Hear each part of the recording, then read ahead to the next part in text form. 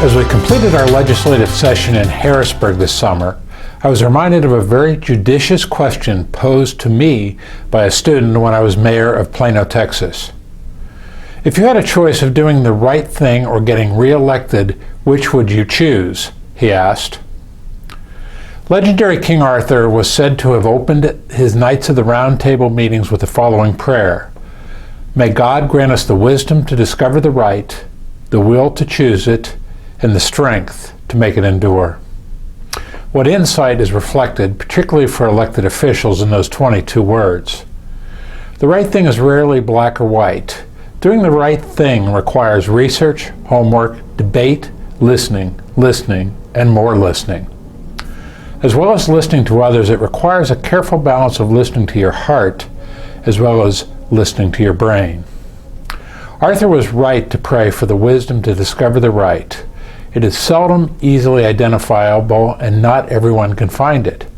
For me, it crystallizes when just the right words, arguments, data, and background lead to the clarity of vision. My right might not necessarily be your right, but what is critical is that each of us makes decisions based on our own beliefs and values. While many can muster the wisdom to discover the right, fewer can summon the will to choose it.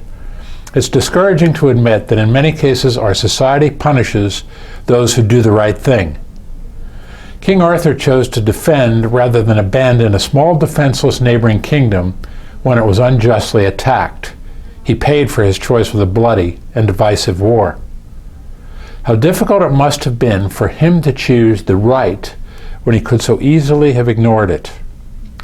Today, we lament that our young people don't know the difference between right and wrong. I contend that they actually do.